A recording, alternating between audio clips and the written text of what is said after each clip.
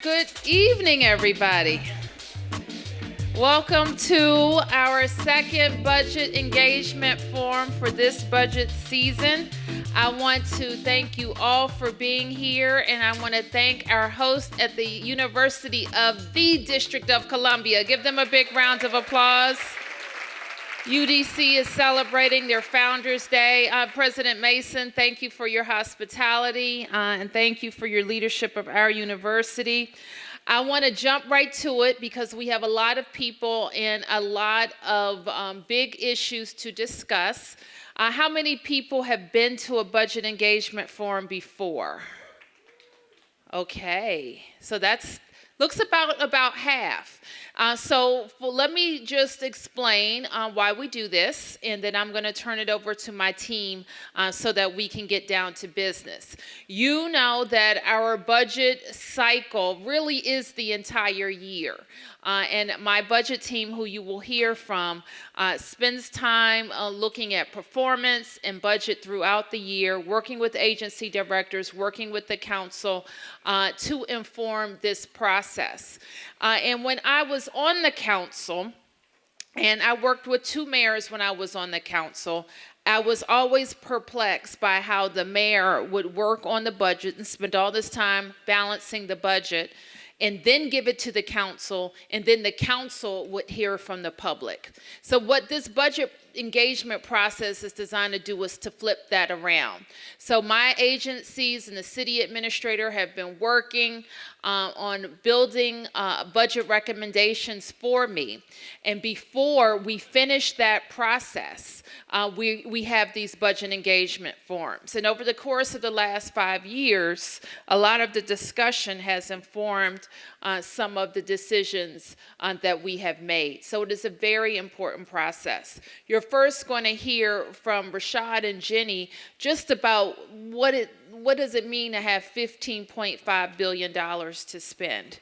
Now, that's a lot in terms of, our individual thinking. But when all of the 700,000 taxpayers and businesses and visitors come to our city, that's what we collect. And it is sizable. And we have that amount of money to collect because of the success of our city. And it's a circle. Our city is successful because we are a safe city. We are a city that has invested in schools, and a city that has invested in our infrastructure and our people. And because people want to live here and start businesses here, we have been able to do really historic things in each of those categories and many, many more. But even with that being said, just like you do your own budgets at home, you have a certain amount coming in and you have things you want to do with that. And sometimes the things you want to do exceed what you have coming in. So you have to make some choices, or you have to get some more money, right? And so that is what this process just extrapolated to $15.5 billion is all about. And why the exercise that we do is very simple. We recognize that budgeting is not a game. We recognize that the investments that we make affect real people's lives. And you may have heard me say before that I like to think about these things as what will have the biggest impact on the most people the fastest. And that is how I start my thinking about how we make these investments. But let me stop talking, turn it over. You are going to be able to talk to a lot of your neighbors. They will be friends after this, or you will realize you have different budget priorities. In either case, it's a great conversation to have, and you're going to learn a lot. You're going to hear the budget overview. You'll hear some pitches from my deputy mayors, and at the end of the session, we'll have an opportunity to hear back from you. So thank you for being here, and let me make sure I'm turning it over properly to the budget director, Jenny Reed.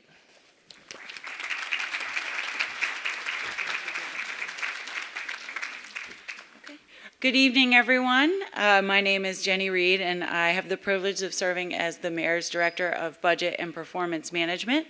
I'm going to give you some very quick highlights about our budget process and then turn it over to the city administrator to walk you through some of our key investments in this fiscal year. So what you're seeing on the screens is also available in this neat pocket guide that you have at your tables. And what I'm going to walk through is sort of what we do year-round to focus on the budget. So first we start with our preparation in that dark blue area, and that's where we are right now. As Mayor Bowser mentioned, one of the first things she did when she became mayor was to flip the budget process on its head and start with hearing from our residents before we submit the budget to the council. So that's what we're doing here right now. In addition to all of the information and ideas we're collecting at the forum, we also have a website, budget.dc.gov, where if you can't get all your ideas in tonight, or you know friends or family that couldn't make it, tell them to go to that website and you can still submit to us your ideas. In addition to hearing from all of you, we also work with all of our agency directors, and we hear all their best and brightest ideas about how to move the city forward. We take all of that information, make recommendations to the mayor, and then she releases her budget. This year, she'll release it on March 19th, so we have less than 1 month to go. The very next day, March 20th, we'll be in front of the DC Council where they'll be able to ask us questions directly about the proposed investments we've made. And then we move on to the legislative portion. And this is really important because from about March 23rd through April 9th, the DC Council is going to hold budget oversight hearings. And they'll hold a hearing on every single agency's budget that we have. So if there is something that you really care about, it's really, really critical that you talk to the council as well. Just to give you a quick example, when we put forward the budget last year, we proposed to make a record investment in the Housing Production Trust Fund, which is our key tool to build and preserve affordable housing. Now, when the council took a look at the budget and started working through that, they reduced it. So we still had an increase, but it wasn't as high as we thought it could be. So if you care about things like the Housing Production Trust Fund, I see our immigrant justice legal service providers here as well. They were a big turnout last year. We need you to get down to the council and we need you to tell them what you care about in the mayor's budget. After the council holds their public hearings, they'll take a couple votes on the budget. These will be in May this year. And then we wrap it up and we start to move on to the execution side. So just really quickly, the other flip side of my team, we don't only care about putting the budget together, we care about making sure that the dollars are spent well and that they're achieving the results that they want to achieve. So we start to go into execution, we start monitoring how the dollars are performing. We then wrap up the year with the mayor's accountability report where she tells you how well we met on the promises we made. The council holds their performance oversight hearings, and then we release our financial audit, which some of you may have heard of. We got some really good news when we closed out fiscal year 19. We not only filled our reserves, but had over $300 million fall into our Housing Production Trust Fund and our PAYGO fund as well. So it's a year-long process, it's a lot of work, but we couldn't do it without all of your input here. So we thank you very much for coming out this evening. I'm now going to turn it over to the city administrator who's going to walk you through some of our key budget highlights. Thank you.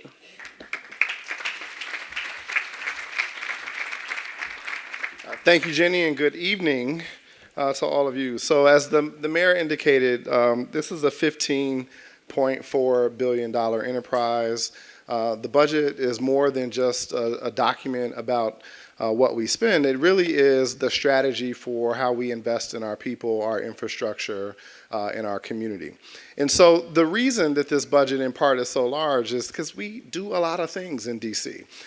We have to do everything that a city does, everything that a county does, everything that a state does, and everything that a school district does. That's why this budget is $15.4 billion. $10 billion of that pays for local programs and services.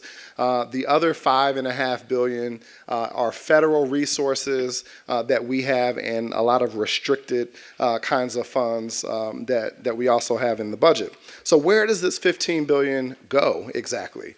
Well, $5 billion of it is for human support services and how we invest in our safety net, our people to make sure that those who are struggling and need additional help have the supports and services that they need. $3.5 billion we call enterprise financing and others. That's just a government speak for most of this is the credit card bill. So when we build a road, a school, a rec center, we borrow money to pay for that, and then we have to pay that money back over time. Just like if you use your Visa to buy something, you got to pay that Visa bill every month.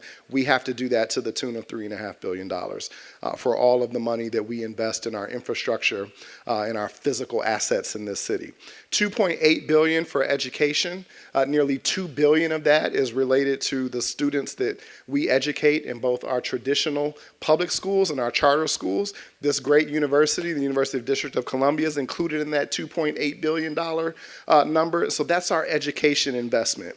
Roughly $2 billion in public works and government operations, $1.4 billion in public safety, and then $800 million in economic development and regulation. So what do these categories mean exactly? So in housing, this is the $116 million for the Housing Production Trust Fund, for example. It's $47 million that we invested in Homeward DC, which represents over $100 million that we've invested since this administration has been here. And this mayor has led the city in advancing our cause to reduce homelessness for all the residents that are here. $1.8 billion for education, $1.6 million for community schools within DCPS, $1.2 billion in school modernizations. So that's that infrastructure number that I talked about of modernizing and rebuilding schools all across the district. We've spent nearly $9 million to provide policing services to make sure that we can get to 4,000 police officers, $6 million for expanded services for violence interruption. So we have a strategy that includes law enforcement with the Metropolitan Police Department. We also have a strategy that includes violence interruption and supports in our neighborhoods so that we can work with the most at-risk individuals. $63 million for Vision Zero to make sure that our streets are safe and people can bike and they can walk and they can drive and they can use the metro safely. $38 million for street repairs as we repair our streets, our sidewalks, and our alleys all across the district. And $6 million for health services, mental health services in all of our schools, $500,000, for example, in the health category for the senior dental health program. And in the jobs and economic opportunity category, these are things like nearly $8.5 million for our Great Streets program and Neighborhood Prosperity Fund. This is what we use to invest in underserved communities to make sure they have the retail amenities and other amenities that all the neighborhoods in the district should expect and have. We spent about $500,000 in supporting entrepreneurship for both our returning citizens and other district residents that want to support business starts and entrepreneurship.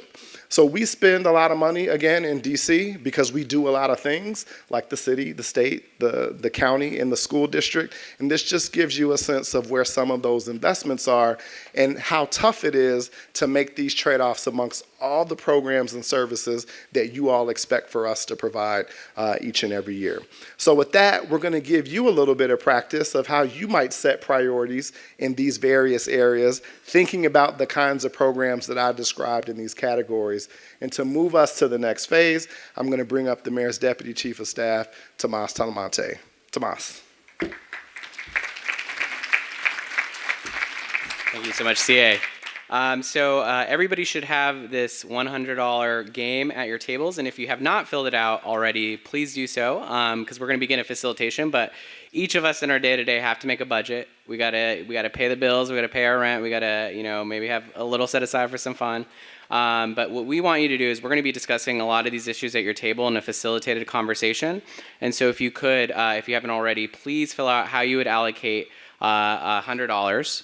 We're going to do this as a table at the end where we'll be calling on you. But right now, as you're filling this out, you're going to hear with your facilitators a lot of these several important issues, and then you'll hear directly from our deputy mayors after. But we're going to begin the facilitation round right now with about 10 minutes of facilitated discussion around some key prominent issues. You'll be discussing through our worksheets as well. And then the mayor, our deputy mayors, our directors will be walking around, answering your questions, hearing about your table conversation. And then we'll come back and we're gonna play the game as a table. And as the mayor said, see where everybody's budget priorities are, make some trade-offs, and come to a $100 allocation as a table. So we're gonna start that right now. Thank you.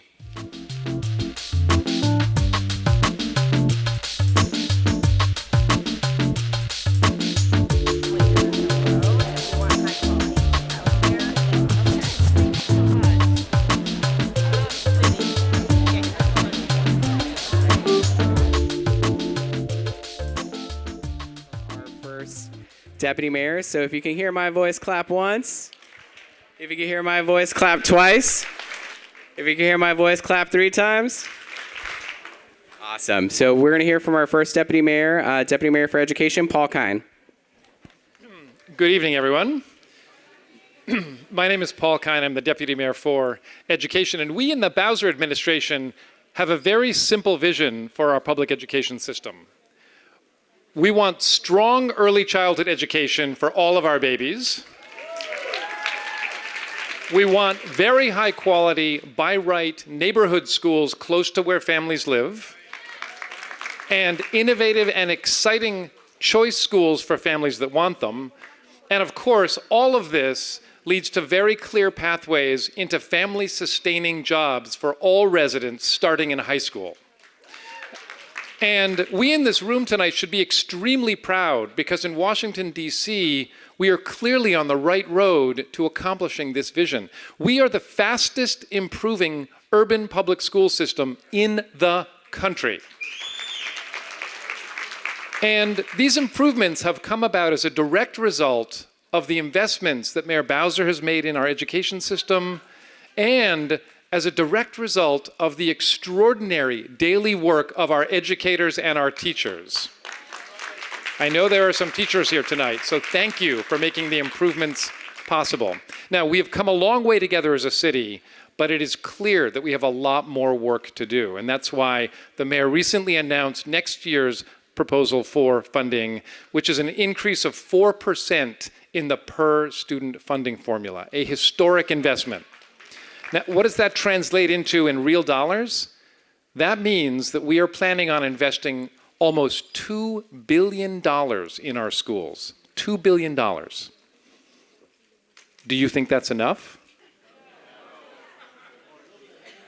Well, you will have a chance in a moment to discuss that at your table, and we want specifically your advice in 2 areas. In early childhood education, if we were to give more funding for early childhood education, the question is, where should we put it? Do you think that we should use money to create more seats across the city? Do you think we should use the money to increase the salaries of our early childhood workers who currently earn minimum wage? Or do you think we should use the money to make early childhood education more affordable for families that spend typically $24,000 a year on early childhood education? You can say all 3, but the question might be, what would you prioritize amongst them? In the second area, which is schools, we have clearly laid out our proposal for next year already, but we are constantly considering in future years the fundamental trade-off, and this is very important, between giving all schools more funding or prioritizing funding for the students that need it the most, that are most at risk. And that's a very important trade-off for us. So with that, I would like to say thank you for being here. We're looking forward to your input and advice on those issues. And I'm now going to hand it over to my colleague, Deputy Mayor Wayne Turnage.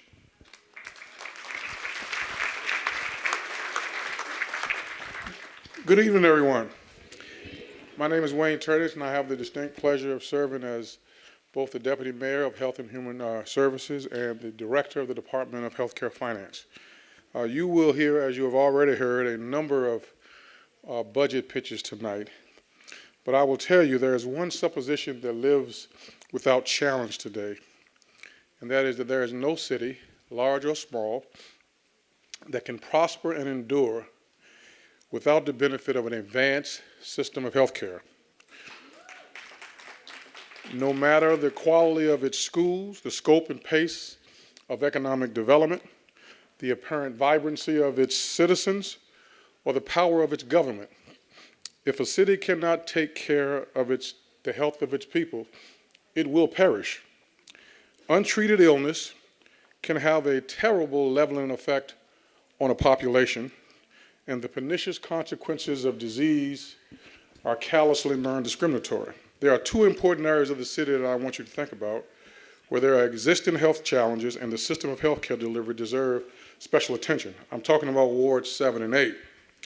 It's important to note that more than 7 out of every 10 residents in Ward 7 and 8 rely on publicly funded health insurance. Disproportionately, these areas are inhabited by the youngest residents in the city on average, many of whom are caught in a vicious, airtight cage of poverty. Despite having a comprehensive health insurance, the residents in these two areas have the highest morbidity levels in the city. I'm talking about higher rates of cancer, disease, heart disease, diabetes, obesity, HIV, trauma, and disturbingly high infant mortality levels. Tragically, as a result of these issues, and think about this, a child who was born in Ward 7 or 8 today will live on average 15 years less than a child born anywhere else in the city on this same day. Yet despite these problems, there is no high-functioning healthcare system in this area. And I mean a high-functioning system that would include an invaluable community acute care hospital surrounded by hospital clinic services with a strong nexus to high-level outpatient services that should exist across these two wards. This should not be a problem or an issue in a city as resource-rich as Washington, D.C. That is why the mayor believes that the best way to solve this problem is to ensure that there is a comprehensive, integrated healthcare system located east of the river with a modern community acute care hospital serving as the hub. This major investment in healthcare infrastructure would end what is the terribly unequal access to quality health care across this city and would most definitely improve the health outcomes for the residents of Ward 7 and 8. So I hope that all of you, regardless of the table that you're sitting in or where you live in this city, that you will examine your conscience as you consider my proposal, recognizing that the health care of all residents are diminished when the health care of the residents in Ward 7 and 8 are not properly addressed. Thank you.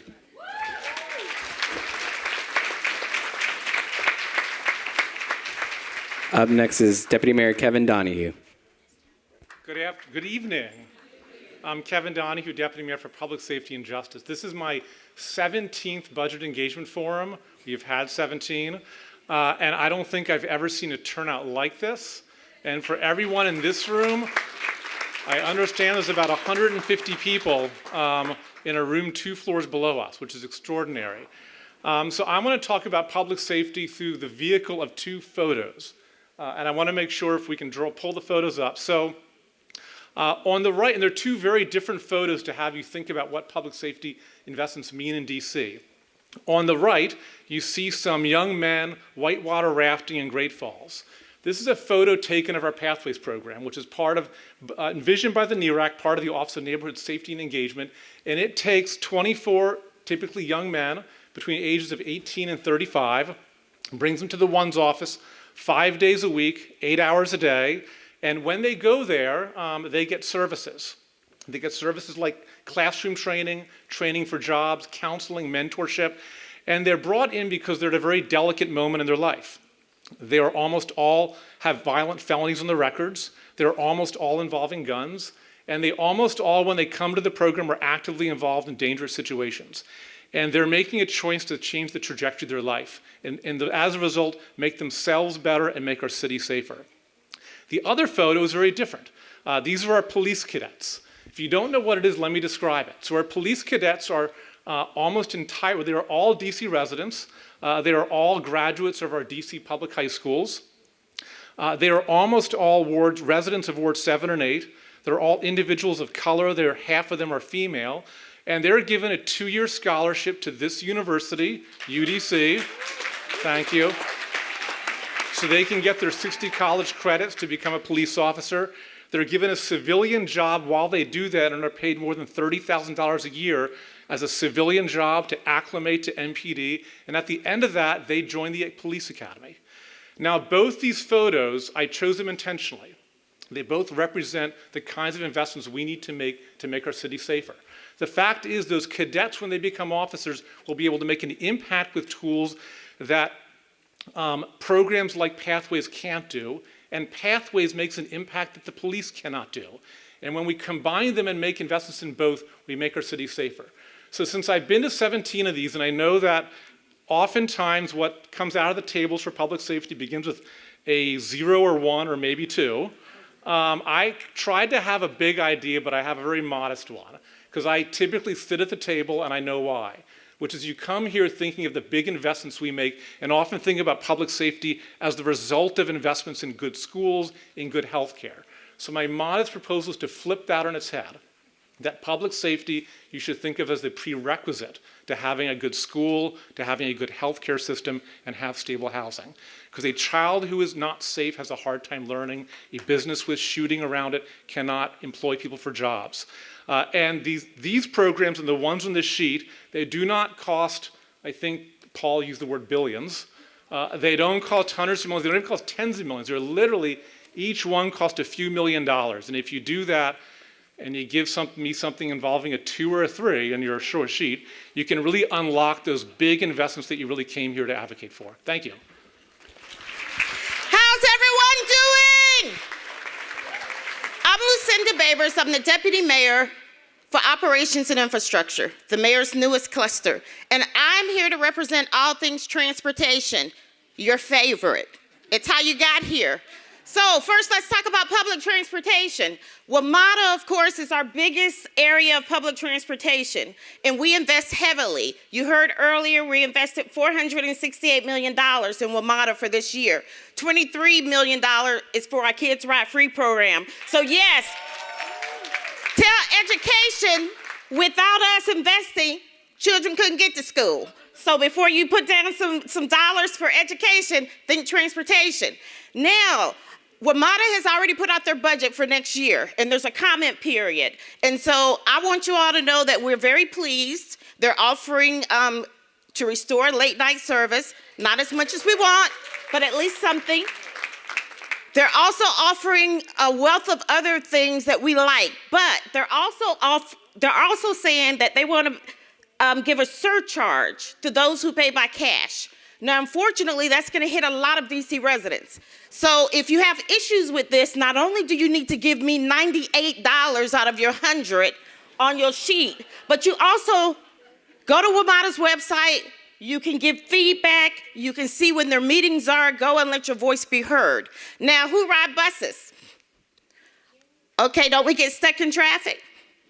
Well, WMATA is talking about consolidating some of the bus lines. So if you all have some issues with that, you also are going to want your voice to be heard. Now, in this administration for last year, we identified $122 million for a K Street Transitway so that our buses could have a dedicated bus lane down K Street, similar to H&I streets.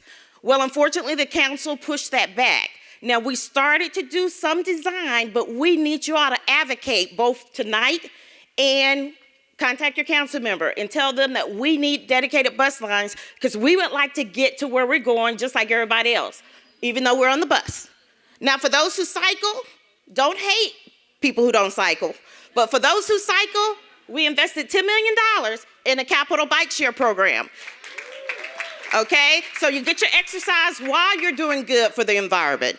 And then for those of us who walk, do it safely, but we're also redoing streetscapes. We got Dave Thomas Circle in play. We got 16th Street Circle in play. We got a lot of things to make it safe. And speaking of safe, we're promoting Vision Zero to get you to where you need to go safely with no traffic fatalities. So I need $98. And then I can drop the mic. You gonna introduce John? Good evening, everyone. Tap your neighbor and say we're gonna talk about housing. All right, here we go. So my name is John Falchicchio, and I'm the acting deputy mayor for planning and economic development. And I like to start this off with a survey, all right? So here's what I'm gonna need everybody to do. If you've lived here all your life, like the mayor, I need you to raise your hand. All right, now keep those hands up, keep those hands up. Now, if you've lived here for over 20 years like me, put your hands up. All right, over 10 years. Now keep your hands up, okay. How about more than 5? And then less than 5. All right, now, keep them up. So I do this exercise, one, to show that we're all in this together, right? And also because we're not throwing our hands up to say we can't, we're throwing our hands up because we could reach higher. So I'm going to ask a question now, and tell me, Nikki here, who lives right here in Ward 3, I know you can't clap because your hands are up, but Nikki's going to help me with this. So I'm going to close my eyes and I'm going to ask the question. Nikki's going to tell me how many hands remain up, okay? All right, so keep your hands up if you think that we're doing all we can to address the problem of housing affordability. Nikki, how many hands are up? 0. Okay, 0. All right, I agree. That's why I'm here tonight. So what I wanted to also point out is this pocket guide, right? In this pocket guide, you see on page 4 all the breakouts, right? And if you look, there's a tiny, tiny section at the top that says economic development, right? And that's where we look at things like housing. Now, if you look, to me, it looks like it's a tiny house, right? Now, how are we going to fit all the people in this room if we only have a tiny house? I think we need to do more on housing. So, as you make your budget, know that when we come to you, we don't just ask for more money. In our cluster, we also talk about some of the tools that we have that can help us create more housing. One of those tools is the comprehensive plan. And the biggest part of the comprehensive plan, or the most focal point for everybody when we put out the comprehensive plan this spring, will be the future land use map. I know that doesn't sound exciting, but the future land use map is where we help determine what the zoning will be. So that is actually a non-budget way that we work to create more housing. So I'm going to need your help when we put out the comprehensive plan to ask our friends on the council to pass it before the end of the year. Could you tap your neighbor and say before the end of the year? All right, great. So, Housing Production Trust Fund. I'm going to go to the monetary ask. The Housing Production Trust Fund is one of the best tools we have to create affordable housing. Right now, we have funded it. Actually, let me start from the beginning. From 2015, the mayor said we're going to put at least $100 million in the Housing Production Trust Fund. You can clap for that. But we didn't stop there. In 2019, she came back and said we have to do more. So she actually put $130 million in the last budget for the Housing Production Trust Fund. There's a little twist in that story because the council thought that that might not be the right number, so they lowered it a bit to $116 million, right? So if you think that we're not doing enough to solve the housing affordability crisis, then we have to put more into the Housing Production Trust Fund. So if the mayor were to put that forward again, I need you to tap your mayor and say, it's got to stay that number. Tap your neighbor if you think it's got to stay at that number, right? Good. So the Housing Production Trust Fund is one tool, but we also have to find ways to create housing for folks at all income levels, right? So we know that on a night like tonight, there's going to be some of our neighbors who are experiencing homelessness. If we don't do more to create permanent supportive housing, if we don't invest more in our local rent supplement program, then we're not going to be able to solve the homeless problem.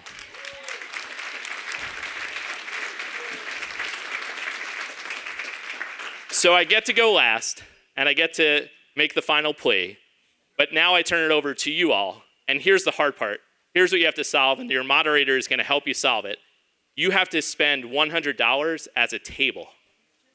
So we're going to give you 10 minutes to talk about it, where you all can talk amongst yourselves about how you want to invest $100. We laid out a lot of different priorities, and you have 10 minutes to figure out how you spend $100. Thank you, everyone.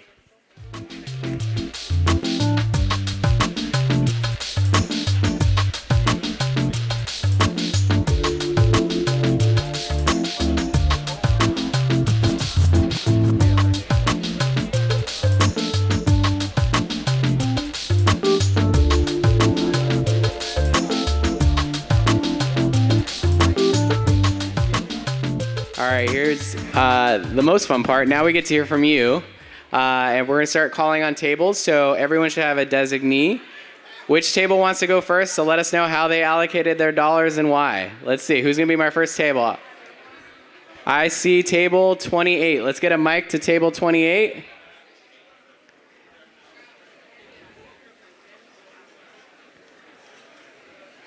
And say your name and your award, please, and how y'all did it. Okay.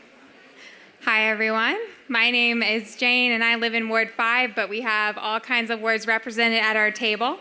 So we did go ahead and make a budget, but we talked a lot about specifics. For example, we support raising subsidies for childcare workers so they're paid fairly, which would be $20 million. And for families so they can afford childcare, which would be another $20 million. Plus the Healthy Futures program, which would be $1.5 million. And all of that put together would be less than a penny in this budget. So we're really excited to get going on talking about the specifics of more of these programs in the next section. Okay, so we have health. We included childcare there for 25, public safety 17.5, transportation 12.5, housing 25, education, workforce development 20, and we tried to throw in a mansion tax, but we weren't quite sure how many dollars it would be. Thank you. Okay, thank you. Let's go to the next table. I think I saw who. You guys gotta be louder. We're gonna call on the table. Oh, okay. Table 8. You guys are the loudest. Let's get a mic to table 8.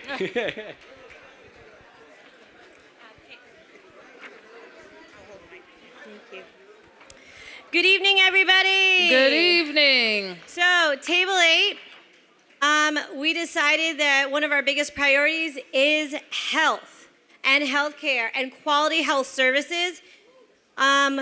We are looking at... Pam, look this way so our friends and neighbors watching at home can see you. We're addressing the need for quality healthcare services, especially across the river. We are asking for healthcare for addressing maternal healthcare. Woo, woo. The highest mortality rate in DC. We have to do something about it. One of the other things we are putting our money towards is education and making sure that we have teachers who are mental health services for our students and trauma-informed education for our teachers. Housing. We need affordable housing. We need programs that keep teachers, EMS, police, and firefighters in our neighborhoods. So tell me, what was your investment in housing? We put $20 into housing. Okay. Public safety is also important to us in making sure that our children can walk down the street to their schools without having their parents picked up by ICE. Without being bullied in school. Having grandmothers be able to walk to the store without feeling that their lives are going to be at risk or they're going to be robbed. What was your investment in public safety? $15. Okay. And we split $10 for transportation to help get our kids to school, and $10 for the immigrant justice legal services, so we can continue keeping DC immigrant families together. Okay, and so Pam, tell me the category with the highest dollar investment. Highest dollar investment is in health. In health, thank you. All right, let's go to the next table. All righty, I gotta hear it a little louder. I think we're gonna go to 17. I think 17 was loudest first. And again, make sure you're telling us how you allotted, the actual amounts you allotted to each category. In your name and your ward, please.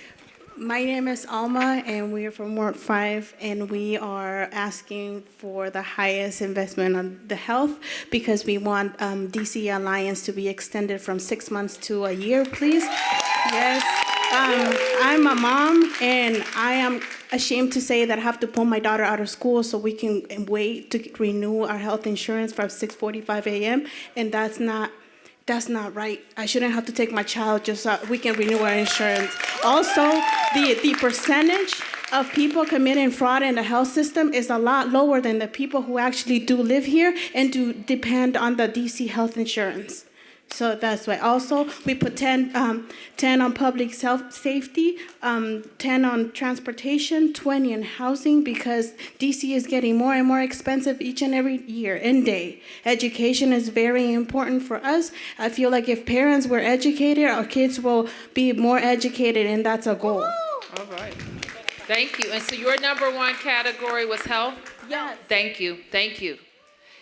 Go ahead. Yep. Come on. Let's go to table 26.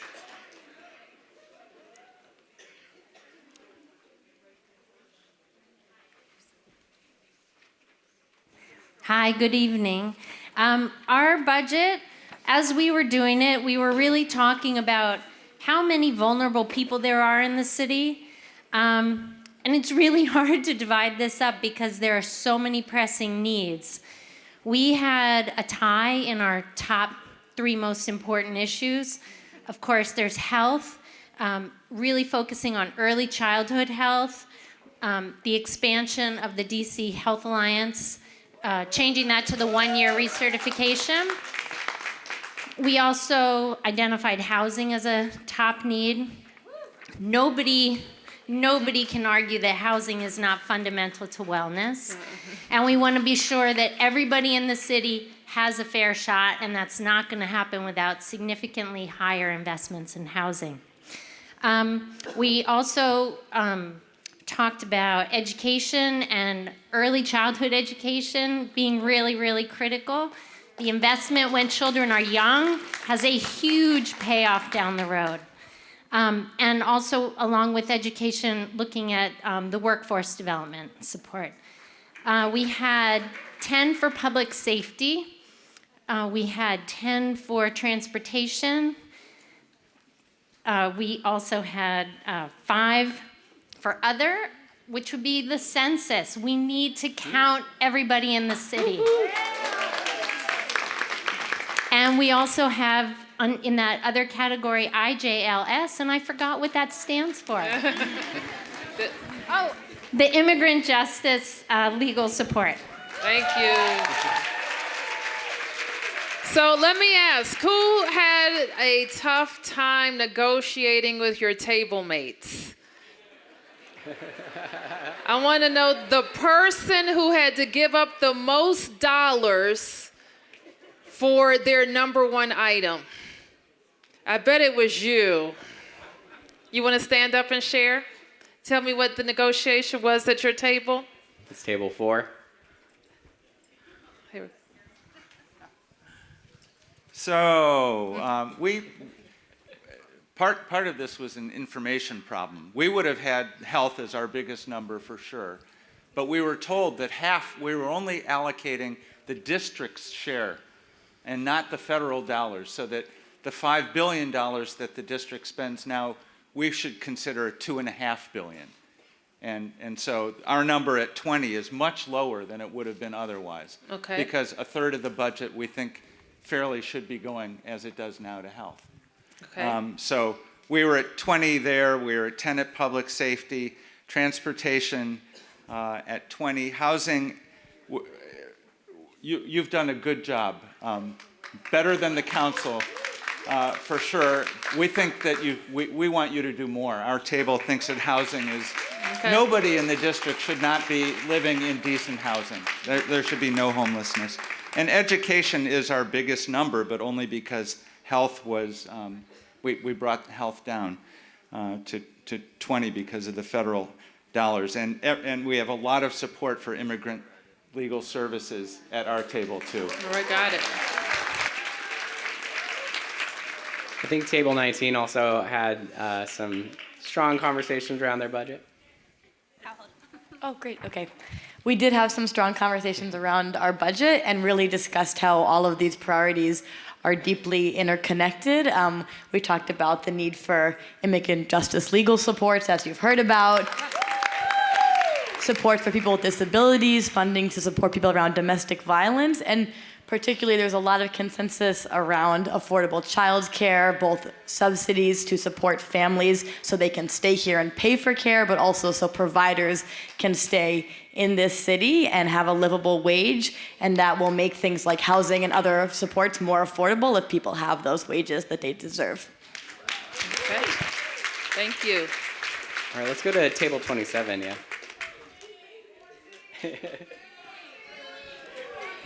We'll come this way next, I promise. I heard you, 14. I deserve a second. Which question are we answering? The budget question, or why was it hard negotiating? Well, why don't you, question? answer that. Tell us about a tough negotiation at your table. Yes. So I personally had the highest budget for education, allocating $40. Period. As we sit in the University of the District of Columbia, we know that it's imperative to finance education, because from then we can inspire innovation that will then help to create more things and calls for less budget. Also, the University of the District of Columbia, even though the Student Center is super nice and super pretty, we need help. We need help around innovation. And after they're done with the K through 12 education, we want to make sure that UDC is still affordable. So by doing that, we would need a little bit more from the DC budget, right? Okay, fantastic. So that's how we got to, how much was it? $24. Secondly, we had health.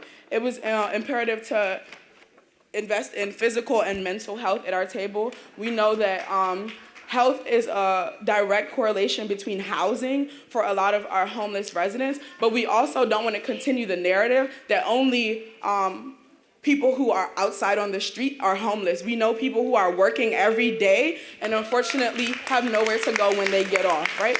So destigmatizing homelessness in Washington, D.C. and really addressing it. Also, transportation was $16 because we want students to continue to come to go to school for free. We want to make sure that traveling and getting to work and getting to these doctors' places are affordable for DC residents.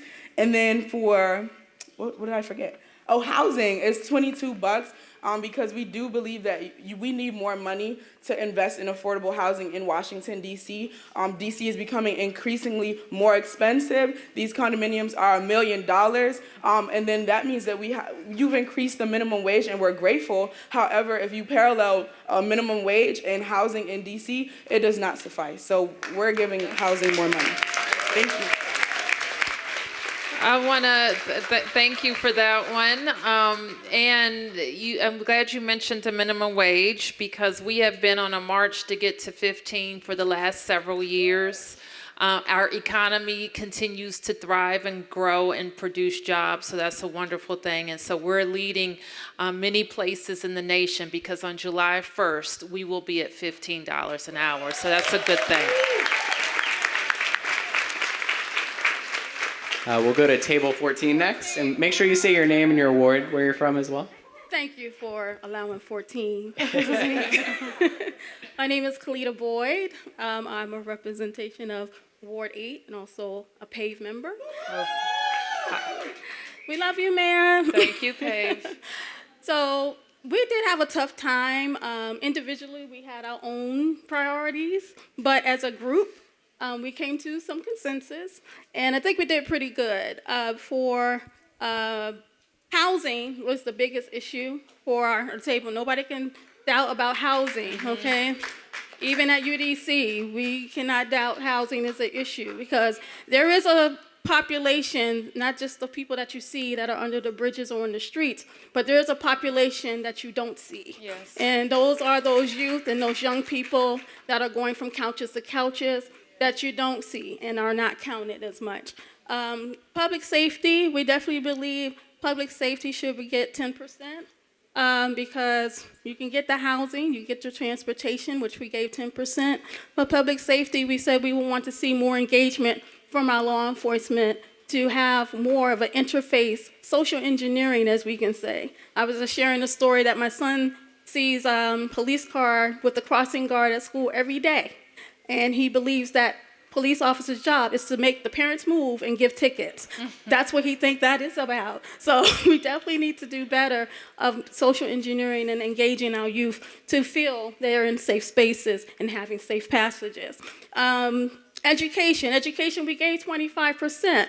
Without continuing to invest in our people, we'll continue to not be able to progress. So we definitely wanted education up there. Affordable education continuing up to UDC, right? Yes. Under other, after we started listening to all of the deputies talk about health, human health services, it hit a soft spot with us as well. So we said we wanted to do other for legal migrants because that population we want to definitely reach out to. And for east of the river, Ward 7 and 8, to support health. We also need some healthy grocery stores, please, because we only have one feasible grocery store that we are all seeking. And everybody at this table agreed we need better food choices and options in Ward 7 and 8. All right, fantastic. Thank you very much. Let's go to our next table. Who wants to go next?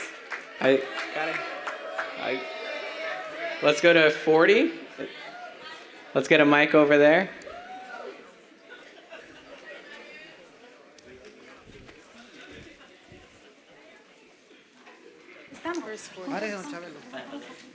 Hi everyone.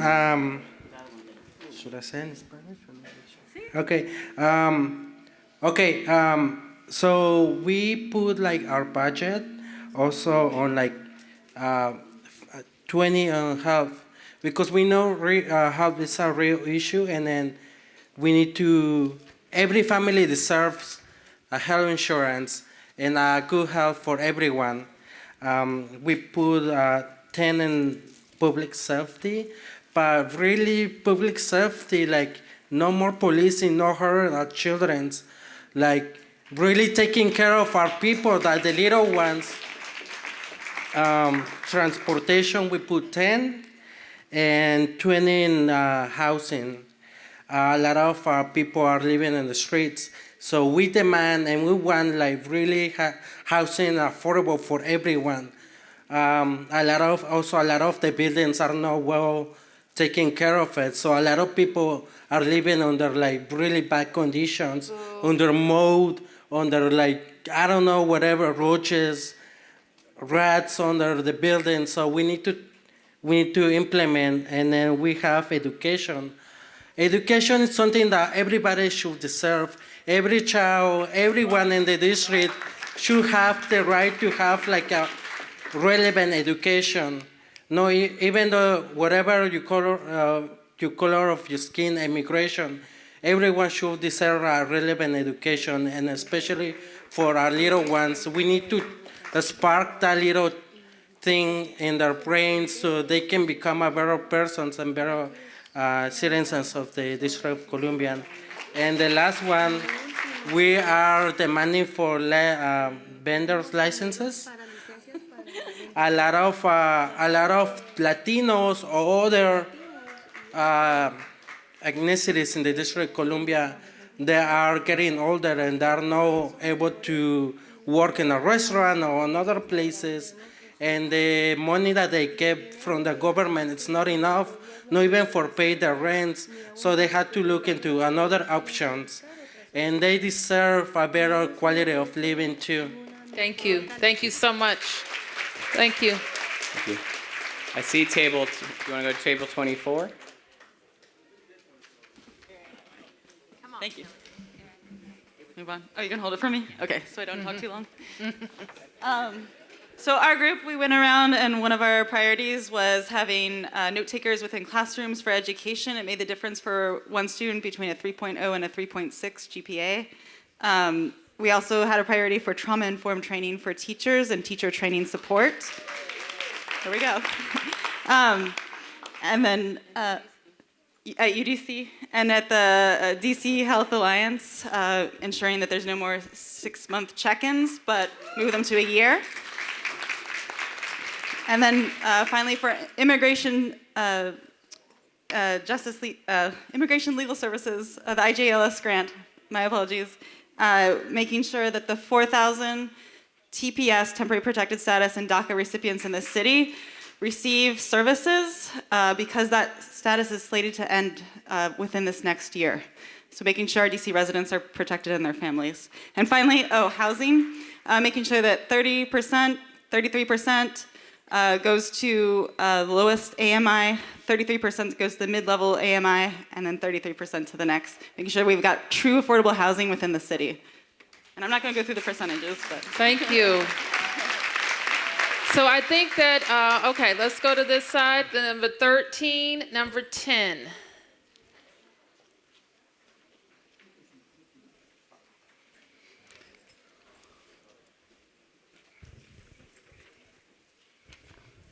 Awesome, thank you so much. Oh, okay. Hi, so we were able to kind of narrow it down pretty quickly. So our top priority, which we gave the top third of our funding, 30%, was housing. We all agreed that the rest of, we all agreed that the rest of these resources were kind of not accessible if someone didn't have housing. I think many people in this room, perchance, have experienced homelessness, and so housing was one of our top priorities. Specifically, as someone else mentioned, we are specifically focused on having at least 30% in that lowest bracket, especially on public lands. So that was one thing we talked about. The second third we gave to education, specifically focusing on the Under 3 DC platform of having 40 million added to early child care to make sure that those, the folks that are doing that caretaking have wages, as well as focusing on the academic middle. So folks that kind of, students that find themselves in the academic middle, making sure those folks are not forgotten. Finally, we gave 20% to IJLS, the Immigrant Justice Legal Services Grant. That's really, really important to us. As was already said, 1,000 folks are slated to lose DACA, and it's very important to continue to keep DC immigrant families together. And then finally, our last 20% did go to health. We were all very jarred learning that the closest hospital soon east of the river is going to be Howard, so that's not even east of the river. So we're all very jarred by that. So that was our last one. Thank you. Thank you. Thank you. And number 10, table 10.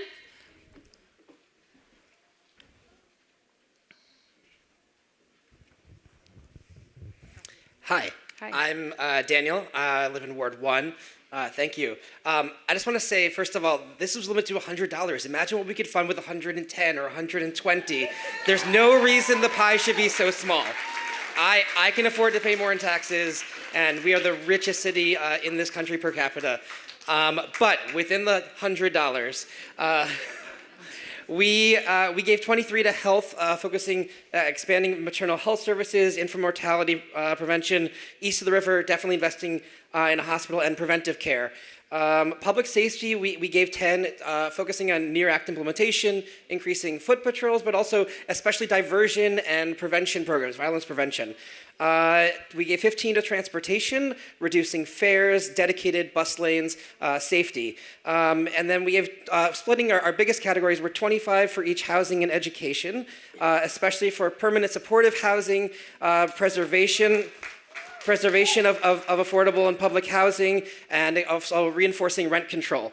And then within education, definitely early child care, $40 million for our youngest children to expand spots and make sure that early educators are paid a living wage. And then also expanding access to specialized schools in each ward. And then of course, our surplus money will go to the IJLS grant. All right, thank you very much. Okay, I'm going to take two more, and then we'll have in the corner and in the corner. So that's 38 and 22. 38.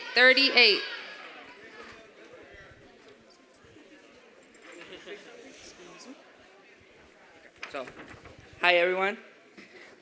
So I had a tough two spots. One was education. I had to lower it from my 40 to 25.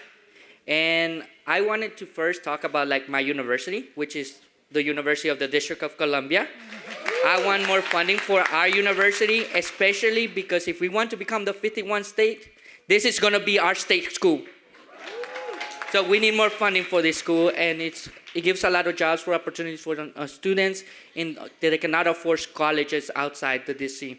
And this is an option, and I feel like I'm really passionate about my Firebirds. All right, go for it. Okay, the other one is I had to talk about is immigration services. This one, I had 20, and they put it $4. So I had to compromise. And though, as a DACA recipient who is always like right now in this era of Trump, I'm always scared. Recently, my cousin got detained, and he's in ICE custody right now. And thanks to services like this, I'm actually getting provided the legal service right now, and I'm actually getting the help. So that's one thing I wanted to say. And then we have health, fund the DCSB wage, 25. public safety 6, transportation 10, and housing is really important. We have a lot of students who cannot afford housing here in the district. They're moving out a lot. If you see in the census work, if you see the census, you'll see that a lot of people are moving out from the center, especially Latinx communities, because they cannot afford housing. Okay, thank you. Thank you, thank you. Then 22, you have the last. Hello. I currently serve as the 5th Miss UDC for the community college here. Thank you. So I guess we'll start with the least. So we gave transportation 0, and then we wrote in bold, take out the streetcar. We do not need it. Next, we gave public safety 10, which leads to education. We gave education 20. Understand if you invest in education, you do invest in public safety, because UDC does house our cadets here in DC, which is great. We get to see our future police officers every day here at the university. Next, we gave 20 to immigration protection and legal service support. Yes. And then we gave 25 to housing and 25 to health. It's extremely imperative that we help people who are east of the river. People's health shouldn't be determined on how long it takes you to get from Ward 7 to Ward 1 to receive proper health care. Also, with housing, it's extremely important that we know what gentrification looks like here in DC. It's not just as simple as putting up a condo across the street from low-income housing, but it's also about the property managers who are in low-income housing who are gentrifying these places through neglect. That means not fixing the heat, not fixing the air, different things like that. So it's extremely important that we adjust things like that. Thank you. So I think that you can see, while we had different investments of dollars, there's a lot of energy around a number of programs. And I see a number of shirts as well in the audience. So who wants to tell me the DC Values t-shirts? What organization do you represent? DC Values? Okay, what organization, ma'am? Thank you, Mayor Bowser. I work at the Capital Area Immigrant Rights Coalition. I'm actually the litigation director there. And I've been a resident of DC for over 10 years. And we represent all the detained immigrants, including those DC residents that wind up being detained by ICE. And we are asking for you, Mayor, to please prioritize. And we are grateful for the funding this past year. We're asking you to prioritize and invest more, because a lawyer gets somebody out of jail. And a lawyer is helping families stay together right now. And I just won my client's case yesterday, and I have to tell you, the best response for me was when he has 3 children, and they had been staying with his grandmother, and he was coming home, and one of the little daughters turned to her and said, "I'm not staying with you no more, Grandma. I'm going to go meet my dad." And I want to continue to do that, and I want to help my community so that way they're not ripped apart. So I'm asking you to please fund DC Values, keep families together, keep fighting and protecting our immigrant, diverse, and wonderful communities. Thank you. Thank you. So IJLS has we started, I guess we're in our 3rd year of IJLS. It'll be our 4th year funding immigrant justice legal services. Soon after I became mayor, somebody got elected president that we weren't expecting. And we know the havoc that he has wreaked on our nation and in our communities. And so we started out, we didn't know how the programs were going to work. I think we started out with $1 million investment, and then we have since doubled it, more than doubled it. And so I want to thank everybody for being here. I know there continues to be even more anxiety and chaos in the system. We advocate, I think, as you know, we think that the issue with TPS in particular is cruel. to have these yearly extensions, and we continue to advocate at the highest levels to have those moved. We want action on DACA. We know that the courts will rule on it, but we know the right president could also make it better. So we want everybody to remember to be counted in the census, all right? That's very important. And everybody find out how you can participate in making sure that we have a president who represents our values too. So there are turquoise shirts here. No, just one turquoise shirt.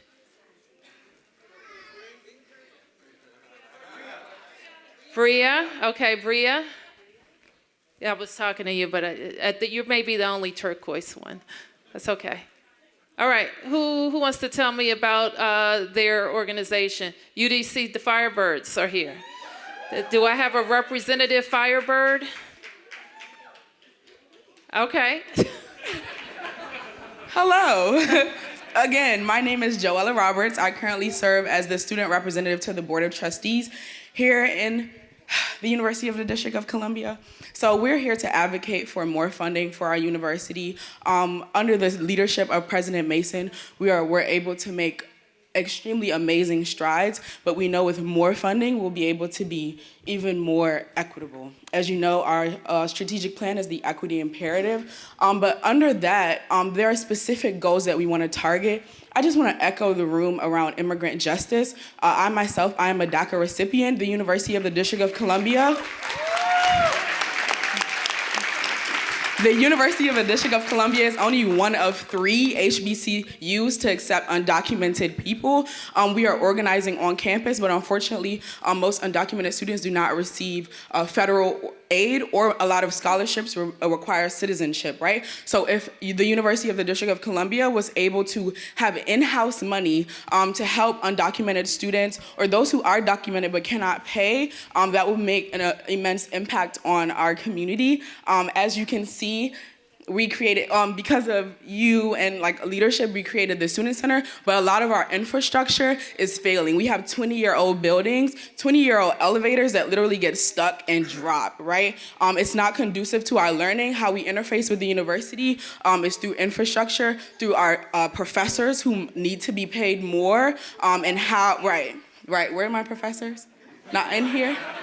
Because they're tired after all that underpaid work. Well, Trustee, you are doing an excellent job. I think there are some of your fellow trustees who are here. We're the UDC Board of Trustees members. Thank you. And there's our former council member, Charlene Jarvis. Thank you, Trustee. Thank you. Thank you, Trustee, for all of the work that you have done for us. And PAVE, who wants to talk about PAVE? You want to talk about PAVE?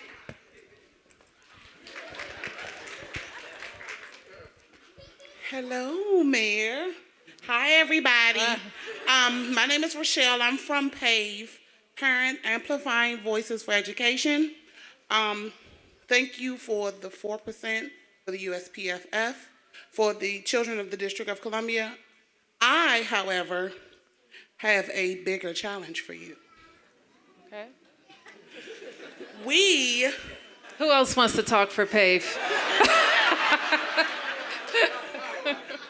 No, on a serious note, mental health is very important to me. Very important, yes. And as a mom of a 15-year-old autistic child, I had a scare last year, the last 3 years, actually. Within the last year, my son threatened to kill himself because he was bullied for 3 years at his middle school. Bullies are not born, they're made. Yes. It's a scary thing to talk about. It still makes me, nervous, but my son is better now. Amen. He's in high school. The money that would help these teachers with trauma-informed training, help the DBH train these teachers and these administrators and get these children mental health help, because a lot of kids are scared to talk about what's bothering them or who's bothering them. Okay. And a lot of times, bullying starts in the home, Okay. not necessarily the school. So you have an avenue to take it out on somebody. You go to the weaker person that you think is weak. So you take it to the school. And unfortunately, a lot of kids are not, their mind is not strong enough to handle or have the support saying that you don't have to, you can come to me. Nobody's going to bother you. And you have to have a parent. Every parent doesn't have a voice. That's what PAVE is about. Well, thank you, Pave. Thank you. Thank you. Thank you for sharing that and for your advocacy. I think PAVE, correct me if I'm wrong, but in a couple of the last sessions, you were advocating for out-of-school time. And I'm very pleased that we have been able, I think, to meet the expectations around out-of-school time, and a lot of that's managed in the Deputy Mayor's Office for Education. We continue to work to build out our investments in school mental health, and we're getting there over a several-year process. And I know that the chancellor, I think he was here earlier, is very committed to making sure that all the adults in the building are working and rowing in the same direction, so that the teachers, the counselors, the attendance counselors, and all of the behavioral health specialists that are going to be in the building are going to be effectively dealing with kids. Now, see, the one thing that drives me crazy, and they get tired of me hearing this, but I ask my team to show me a chart of all the adults in the building. You might be surprised how many adults are in a school building. But if they are working at cross purposes or in silos, we're not getting the full impact of that investment. So we continue to want to make sure, and that's what our community schools model is about, that we've invested in and assigned to a number of schools, is making sure that there is an adult, a non-academic person who's responsible for managing those human people investments in kids. And so we're going to keep on doing that. Okay, I see a yellow t-shirt here. And you're going to have the last one, and then we're going to tell you how we wrap up. Thank you, Madam Mayor. Hi. Columbia has the highest rate of LGBT households in the nation, and we are proud of that. There are needs within the community and needs beyond the community. 38% of those young people who are homeless in this city identify as LGBT. There is not a single place in this city that is specifically for LGBT seniors in terms of housing. But the housing problem goes far beyond that, and it is something that you are addressing, and it is something that affects us greatly. Rent is too high. Taxes are too high. Property taxes are too high. People don't have places to live that they can afford anymore. You are asking for, and everyone needs to support, 36,000 new units of housing by the year 2025 at all income levels. It's not just the poor, because people are moving into areas where there have been working class families. They are pushing out rents. 25,000 people in this city have been displaced by gentrification in the past decade. 90% of them are people of color. We are addressing that. You are addressing that issue, and people have to help you with it. And there's a second part of that, and that's transportation. These people who are working late at night need to have bus service and things like that so that they can get to and from work. There is no OWL service. We have 100,000 more people in this city now. Many of them are young gays moving here because this is a welcoming city. But we have to make it so that everyone can live here. And one final thing.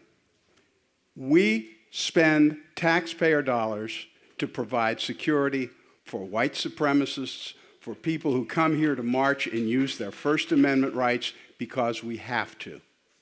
We should be able to spend the same money for the Pride Parade, and the public should do it because we are providing tons of people to come here and tons of tax dollars to help the city. We are proud to be part of the District of Columbia, and we want to help. Thank you. That's a very persuasive presentation. So give yourselves a round of applause. You've done a great job tonight. I want to thank, I know that had to be my last one. I'm sorry, because we're running out of time. Okay. She really wants to talk about her purple shirt. Hi, good evening. Hi. My name is Catherine Lamfield. I live here in Ward 3.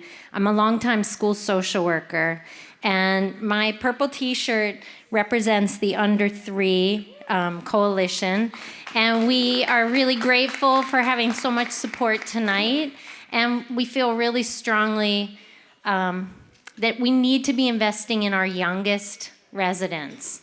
The payoff is huge when we invest in growing, developing brains and bodies, when we support families in being able to get out and work because they have access to affordable, high quality, and safe nearby childcare. It can't be overstated how critical that is. One reason that I actually left direct services is because after all those years, sorry, I gotta stand up, thank you.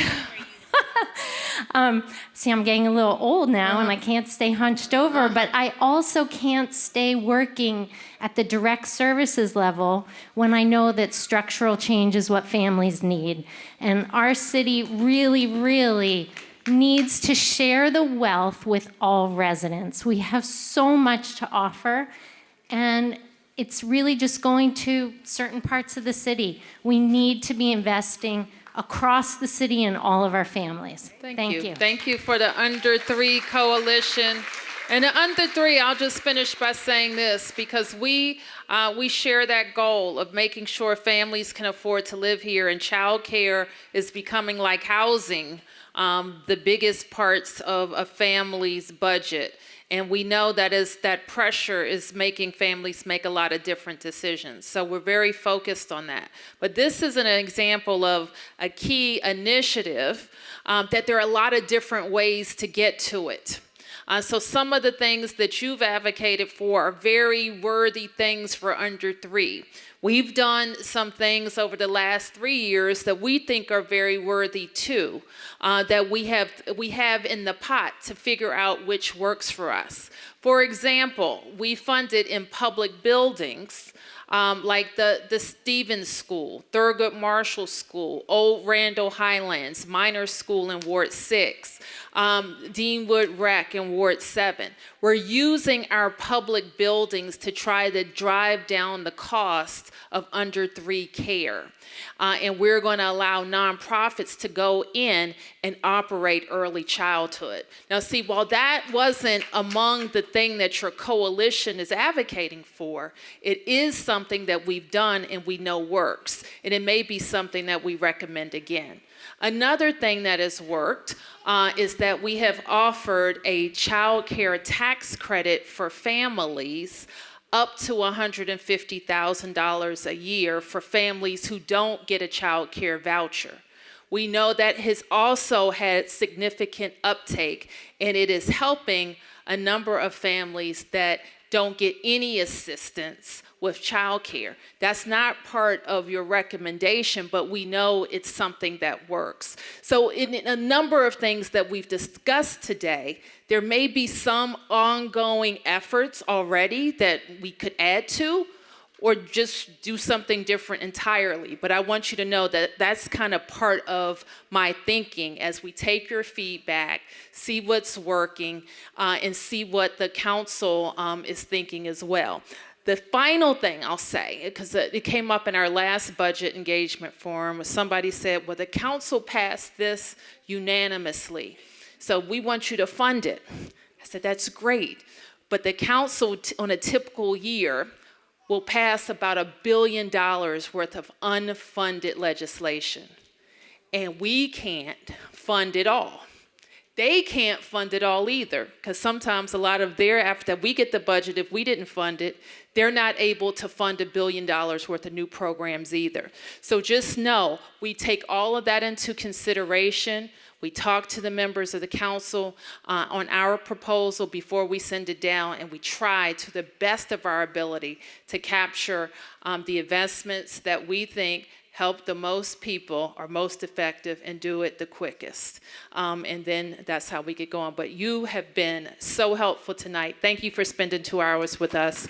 And I want to thank my team, City Administrator Rashad, our budget team, our deputy mayors, my Deputy Chief of Staff and Community Affairs Office, and thank you. Have a good night.